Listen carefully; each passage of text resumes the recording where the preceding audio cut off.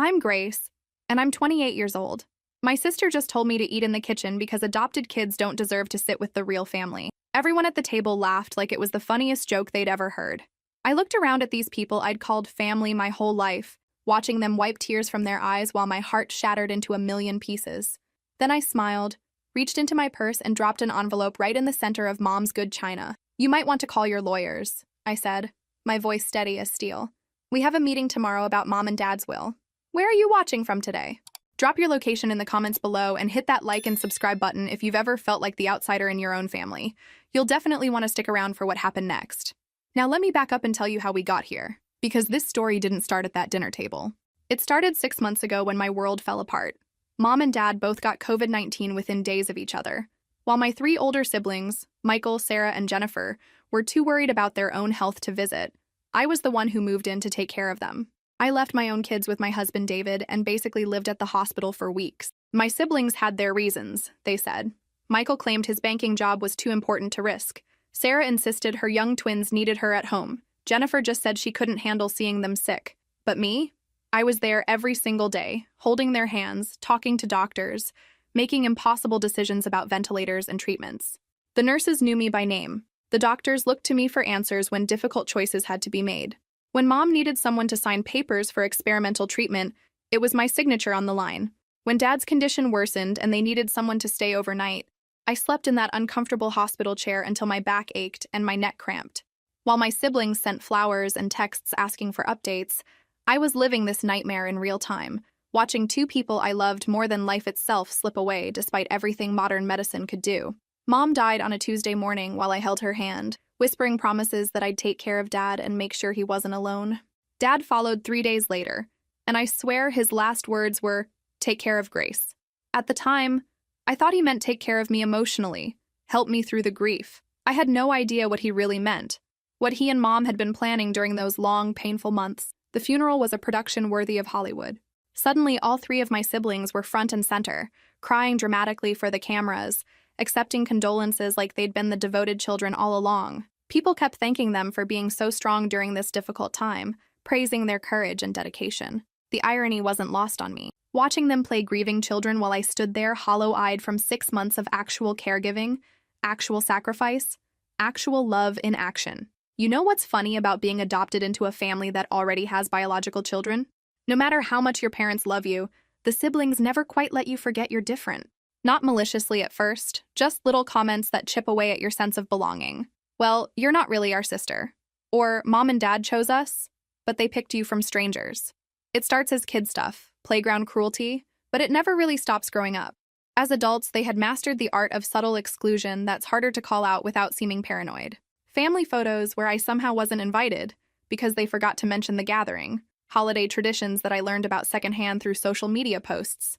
Inside jokes that stopped abruptly when I walked into a room, leaving me standing there feeling like an intruder in conversations about shared memories I wasn't part of. Birthday parties for my own children that my siblings were mysteriously too busy to attend, though they never missed each other's kids' celebrations. It was death by 1,000 cuts, each one small enough to seem petty if I complained, but collectively devastating to someone who just wanted to belong somewhere. The message was always clear. You're family, but not really. You're included, but conditionally. You're loved, but differently. But Mom and Dad were different. They never made me feel like anything other than their beloved daughter.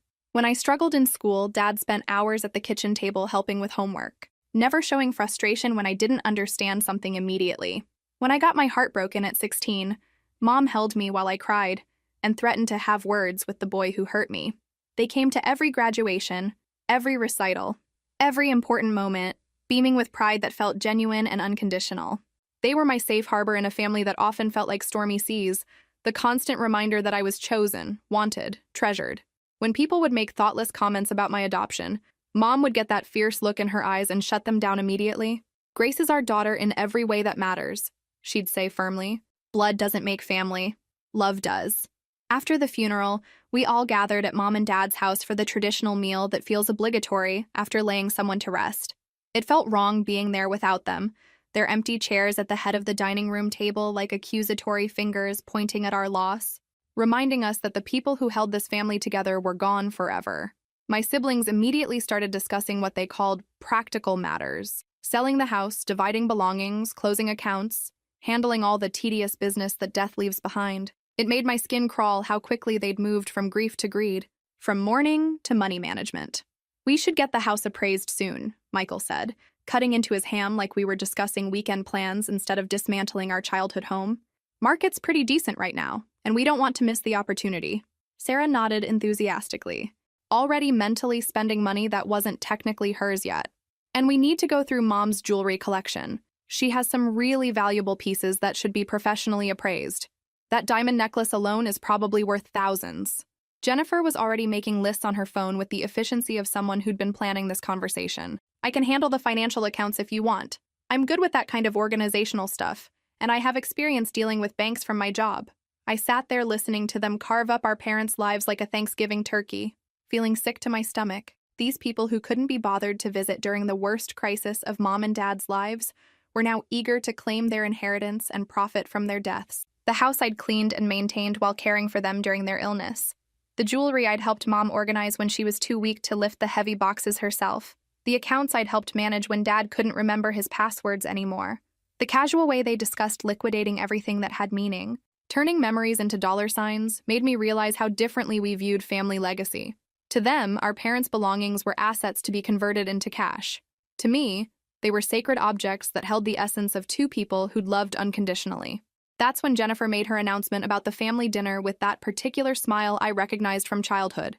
The one that meant she was about to say something that sounded nice, but had sharp edges hidden underneath. "We should do this properly," she declared, gesturing around the table like she was hosting a board meeting. "A real family meal to honor Mom and Dad's memory. I'll host it at my place next week. We can make it a proper celebration of their lives." Michael and Sarah immediately agreed, talking excitedly about bringing their spouses and kids, making it a multi-generational gathering, turning it into the kind of event that would look good in family photos. When Jennifer looked at me, her smile had that familiar edge I recognized from decades of subtle put-downs. "Grace, you'll come too, of course, though maybe you could handle the cooking? You know how Mom always said you were the best cook in the family, and it would be such a lovely way to honor her memory." The coding was subtle, but unmistakable to anyone who'd grown up navigating these family dynamics. "Come to the family dinner, but know your place. Be the help, not the honored guest. Honored. Contribute your labor, but don't expect equal treatment or recognition." Sarah jumped in with her own helpful suggestion that felt like another small blade. "Oh, that's perfect. And Grace, could you maybe bring some of those dinner rolls Mom loved so much? You know, the ones from that little bakery near your house that she always raved about? It would mean so much to have them there." I should have seen what was coming. The signs were all there like breadcrumbs leading to a trap. The way they huddled together whispering when they thought I wasn't looking. Their phone calls that stopped abruptly when I entered a room. The sudden interest in family dinners that somehow required my labor but not my input or opinions. But I was still grieving, still exhausted from months of intensive caregiving, still desperately wanting to belong to the family I'd never quite fit into despite decades of trying. So I agreed, like I always did when they asked for something. I spent 3 days preparing for that dinner, making Mom's favorite dishes from scratch, buying expensive wine that I couldn't really afford, even getting my hair done because I wanted to look nice for what I thought would be a meaningful family gathering to honor our parents' memory. I showed up at Jennifer's pristine suburban home with my arms full of food and my heart full of hope that maybe, finally, shared grief would bring us together as siblings should be. Maybe losing our parents would remind us what really mattered: each other, family bonds, the love that should transcend petty differences and old resentments. The first hour was actually pleasant, almost like the family gatherings I'd always dreamed of having. We shared stories about Mom and Dad, laughed about their quirks and habits, talked about preserving family traditions and keeping their memory alive. I started to think maybe I'd been paranoid about my siblings' motivations, reading malicious intent where none existed. Maybe they really did want to honor our parents' memory and support each other through this difficult time. I should have known better. I should have trusted my instincts about people who'd spent decades showing me exactly who they were. The shift happened during dessert, just as I was starting to relax and believe this might be genuine. I'd brought Mom's famous apple pie, the recipe she'd taught me when I was 12 and standing on a step stool to reach the counter, her patient hands guiding mine as we crimped the edges together. As I was cutting slices and serving them on Jennifer's good china, she stood up and cleared her throat like she was making an important announcement.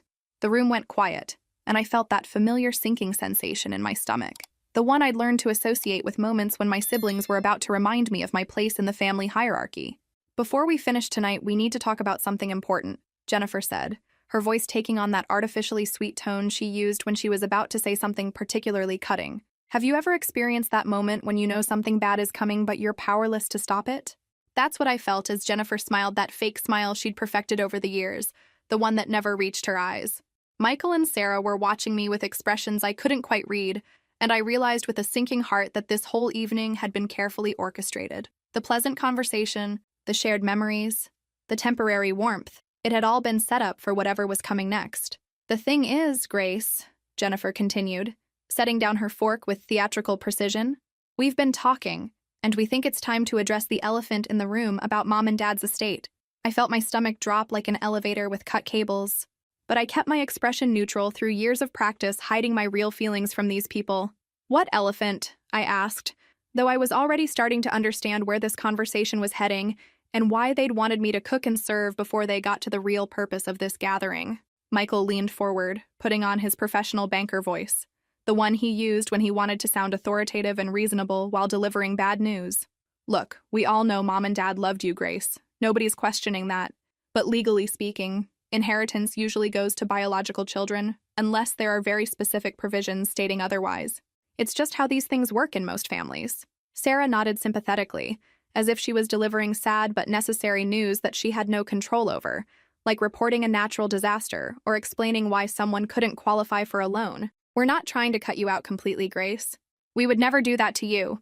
But the house, the investments, the life insurance policies, we're talking about substantial money here. It should probably stay in the bloodline, you know? It's what makes sense from a legal and practical standpoint. I blinked slowly, processing what they were actually saying to me. These people who'd barely visited our dying parents, who'd been too busy or too scared or too important to help during the worst crisis of our family's life, were now sitting here suggesting I didn't deserve to inherit equally because I wasn't biologically related to the people who'd raised me. The audacity was breathtaking, but somehow not surprising. Mom and Dad never differentiated between their biological and adopted children, I said carefully, keeping my voice level despite the rage building in my chest. They always treated us exactly the same when it came to love, expectations, and family belonging. Jennifer waved her hand dismissively, like she was brushing away a naive child's fantasy. Oh, Grace, you know that's just something parents say to be nice and make everyone feel included. When it comes to real money, serious wealth, people think differently about bloodlines and inheritance. It's natural. Besides, you're married to David. You have his income and support. We're all they really had for financial security. The logic was so twisted it took me a moment to untangle the layers of manipulation. Because I was married, I needed the inheritance less. Because they'd emotionally abandoned our parents during their final illness, they somehow deserved more financial reward. Because I'd found love and partnership outside this toxic family dynamic, I should be grateful for scraps. Plus, Sarah added with that particular tone of faux concern I remembered from childhood, you've been handling their affairs lately, managing their care and finances. We just want to make sure everything's been done properly and legally. No offense, but you're not exactly experienced with estate planning and complex financial management. We want to protect everyone's interests. The implication hung in the air like poison gas. They weren't just questioning my right to inherit, they were questioning my competence, my integrity, my ability to handle responsibility. I looked around the table at these three people I'd grown up with, searching their faces for any trace of the siblings I'd once loved and admired. Michael wouldn't meet my eyes, suddenly fascinated by his dessert plate. Sarah was fidgeting with her wedding ring, spinning it around her finger like a nervous tick. Jennifer maintained that brittle smile, clearly proud of herself for handling this difficult conversation so skillfully and diplomatically. That's when it hit me like a physical blow. This wasn't a spontaneous discussion born from legitimate concern. They'd planned this entire evening, coordinated their arguments, chosen the setting carefully, decided who would say what and when. The family dinner wasn't about honoring Mom and Dad's memory or supporting each other through grief. It was an ambush designed to pressure me into voluntarily giving up my inheritance before the will was officially read.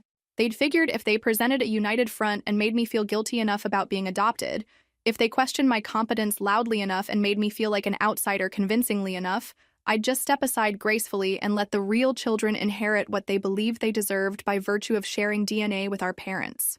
I stood up slowly, my chair scraping against Jennifer's polished hardwood floor, with a sound that seemed unnaturally loud in the suddenly tense room. Well, I said, my voice surprisingly steady considering the emotional earthquake happening inside my chest. This has been absolutely illuminating. I walked to the kitchen and started collecting the dishes I'd brought, the food I'd prepared with love and hope for what I'd believed would be a healing family gathering. Behind me, I could hear them whispering urgently, probably deciding whether to call me back or let me leave, whether to push harder or retreat. "Grace, don't be dramatic about this," Michael called out as I loaded my serving dishes into the boxes I'd brought them in. "We're family. We can work this out reasonably. There's no need to get emotional and make this harder than it has to be. Reasonably." As if there was anything reasonable about ambushing someone at a family dinner to demand they forfeit their inheritance. As if there was anything reasonable about questioning someone's worth based on the circumstances of their birth. I turned around to face them one final time, my hands full of the pie plates that had held Mom's recipe, the dessert that had been made with memories of her patient teaching and unconditional love. "You know what I think is reasonable?" I asked, looking each of them in the eye. "I think it's reasonable that the daughter who spent 6 months caring for dying parents, who sacrificed her own health and well-being and family time, might deserve the same consideration as the children who were too busy with their own lives to help." Jennifer's carefully maintained mask slipped slightly, revealing the desperation underneath. "That's not fair, Grace. We had responsibilities, jobs, families to protect. We couldn't just drop everything like you did. Not everyone has that luxury." "So did I cut her off sharply. "I had a job, a husband, children who needed their mother. But I chose to prioritize Mom and Dad because that's what family does. Or at least, that's what I thought family does."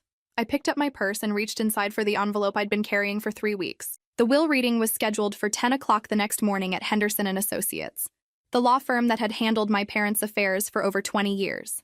I arrived 15 minutes early, wearing my best black suit and carrying a leather portfolio that David had given me for my birthday.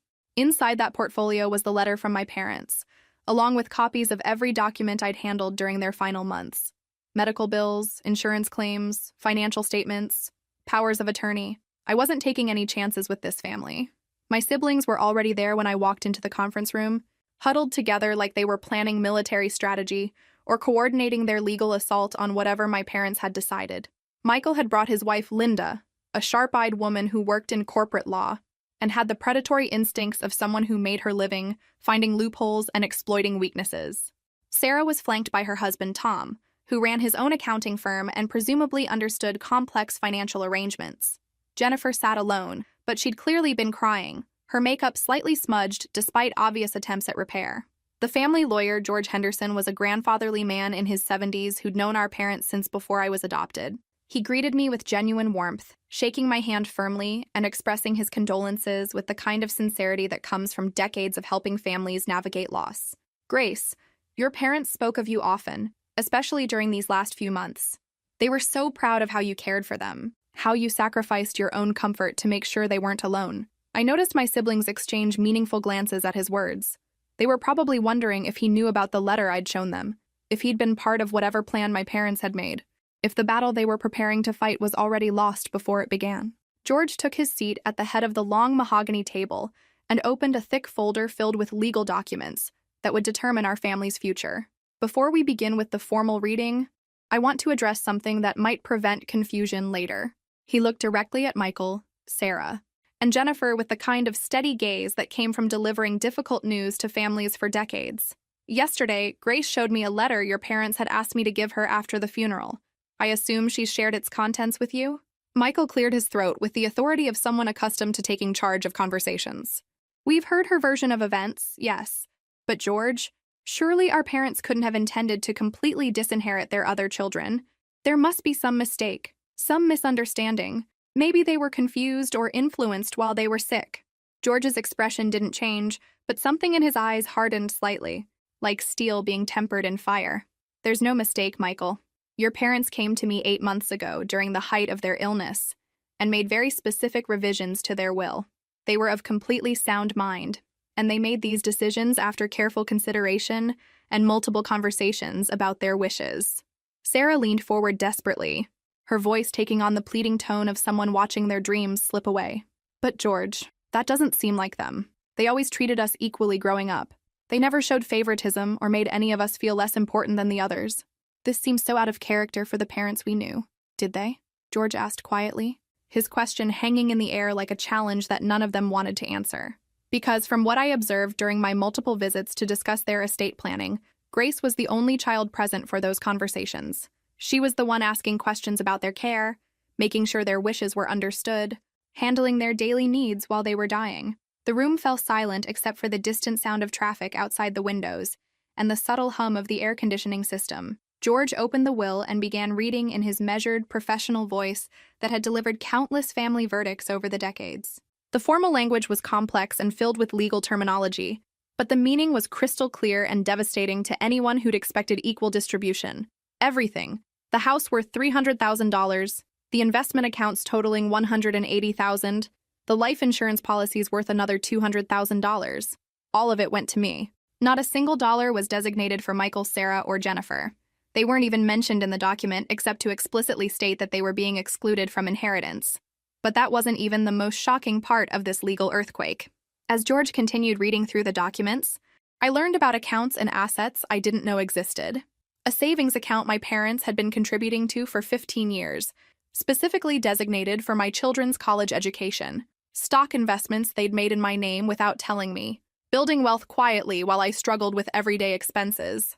A small vacation fund they'd been growing, apparently planning for family trips we'd never get to take together. The total value of everything they were leaving me was close to $600,000, more money than I'd ever imagined having in my entire lifetime. I sat there in stunned silence, trying to process the magnitude of what my parents had done for me. They hadn't just left me their assets.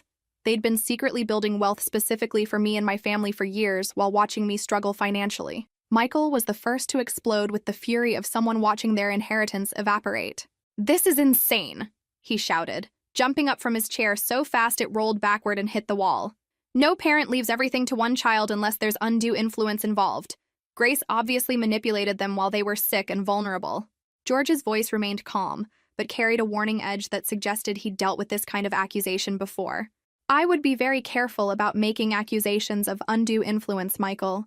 Your parents came to me independently, without Grace present, to make these changes. They were very clear about their reasoning and their desires."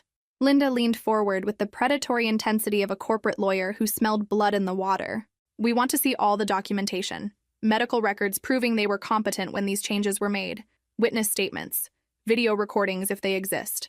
This kind of radical departure from normal inheritance patterns suggests coercion or diminished mental capacity." I finally found my voice after sitting in shocked silence through this entire performance. "Coercion?" I asked, looking directly at Linda with all the calm I could muster. "You mean like spending 6 months sleeping in hospital chairs and managing their medications and coordinating with doctors and cleaning their house and paying their bills while your husband was too important to visit them even once?" Jennifer started crying again, but this time it felt more manipulative than genuine, like a performance designed to elicit sympathy rather than an expression of real grief. "Grace, how can you sit there acting like you deserve all of this? We're family. We grew up together in the same house. Don't we mean anything to you after all these years?" The performance was impressive. I had to give her credit. She'd always been good at playing the victim when she didn't get what she wanted.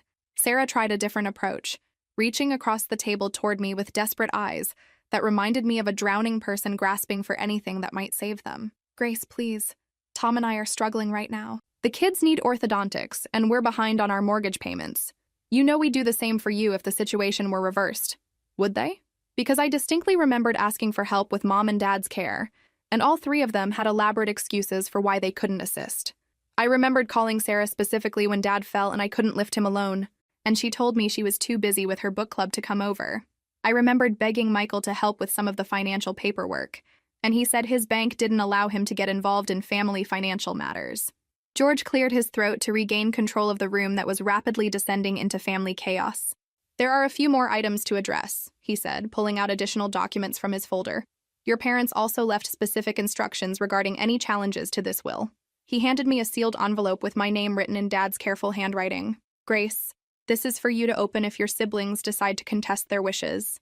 My hands shook slightly as I broke the seal, wondering what other surprises my parents had left for this moment. Inside was another letter in Dad's precise handwriting, along with what looked like copies of legal documents and photographs. I read silently, my eyes widening with each paragraph as I realized how thoroughly my parents had anticipated this exact scenario and prepared for it. "What does it say?" Michael demanded, his voice tight with the kind of desperation that comes from watching control slip away completely. I looked up at my siblings, These people who had just spent the last hour attacking my character and questioning my integrity. People who were more concerned with money than honoring our parents' memory or maintaining family relationships. It says that if anyone contests this, will through legal channels, they forfeit any right to family heirlooms, photographs, or personal mementos. Everything. Mom's wedding ring, dad's war medals, generations of family photos, all the Christmas ornaments and birthday memories, gets donated to charity instead. The threat hit them harder than the financial disinheritance had. You could see it in their faces, the realization that their greed might cost them the very memories they claimed to value. Jennifer was sobbing openly now, and for the first time since this whole ordeal began, it seemed genuinely emotional rather than calculated. They really did hate us, she whispered, her voice breaking with what sounded like real pain. Our own parents hated us enough to cut us out completely. The anguish in her voice almost broke my heart, despite everything that had happened between us over the years. These were still the people I'd grown up with, the siblings I'd once loved unconditionally before life and resentment and family dynamics had poisoned our relationships. They didn't hate you, I said softly, meaning it despite my anger. They were disappointed in you. There's a difference. Michael whirled on me with fury that had been building throughout this entire meeting. Disappointed? We all have successful careers, stable marriages, good kids. We've built good lives for ourselves. What more could they have possibly wanted from us? Your presence, I replied simply, the answer so obvious it hurt to say it out loud.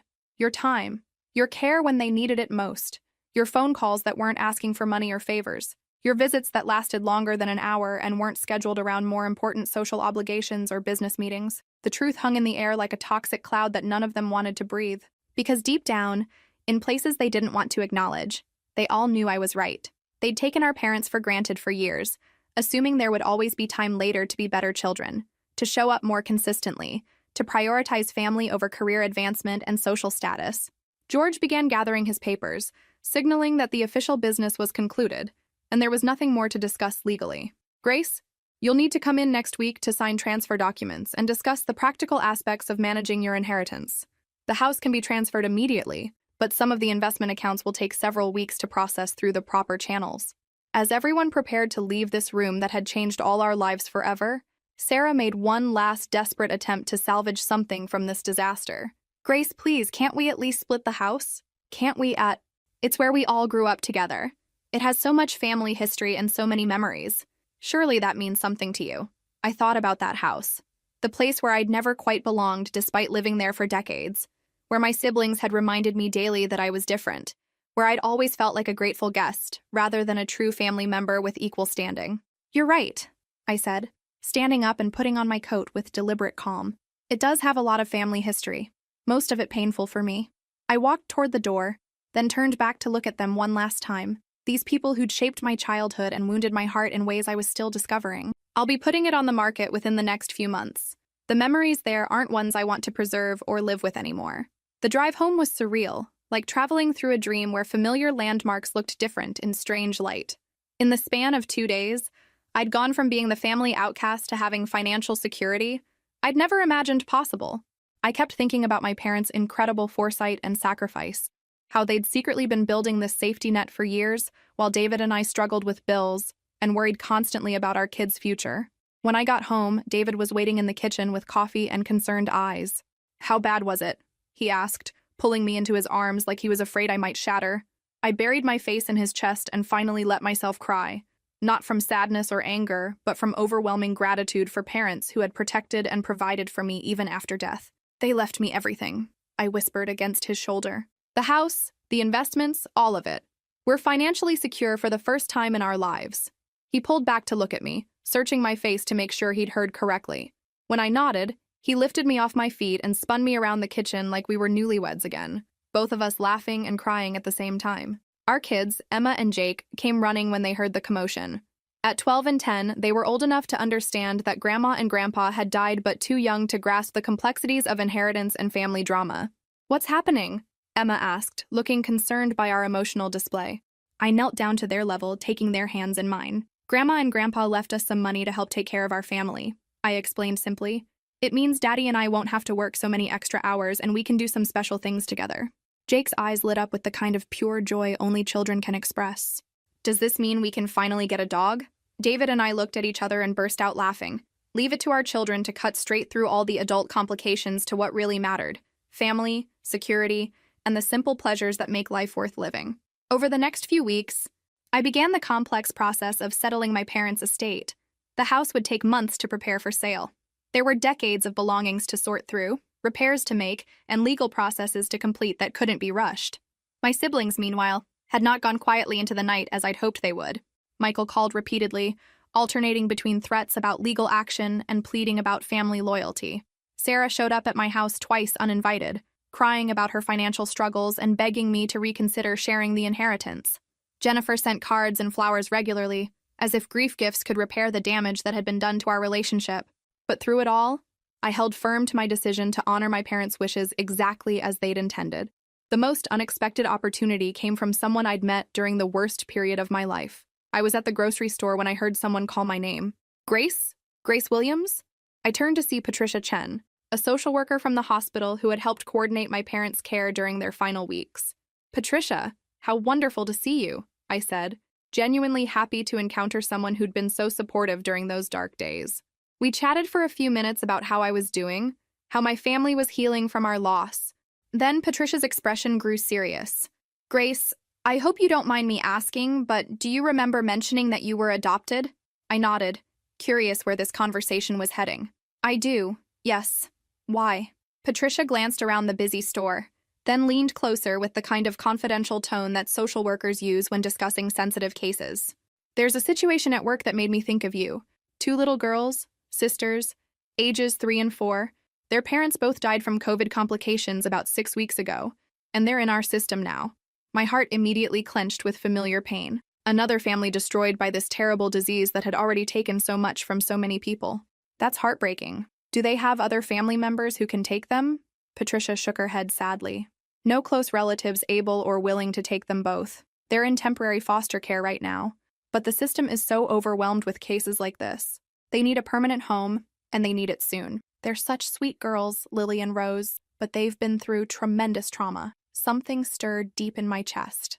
A recognition, a memory of being small and scared and needing a family to choose me, to see me as worth loving despite the circumstances that had brought me to them. Why are you telling me this? I asked, though I was already beginning to understand where this conversation was leading.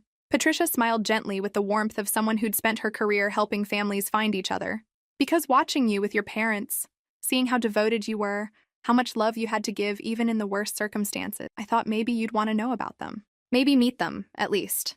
I drove home in a daze, Patricia's words echoing in my mind like a song I couldn't stop humming. 2 little girls who'd lost everything, just like I had once upon a time. Children who needed someone to choose them, to make them part of a family, to show them that love could be stronger than loss. When I told David about the conversation, he was quiet for a long moment, processing the implications of what I was suggesting. What are you thinking? He asked carefully, recognizing the look in my eyes that meant I was already emotionally invested. I'm thinking about what it felt like to be 4 years old and not know if anyone would ever want me, I said quietly. Over the next few months, David and I went through the intensive screening process required for adoption. Home visits, background checks, financial evaluations, psychological assessments. Emma and Jake were interviewed separately about how they felt about adding siblings to our family.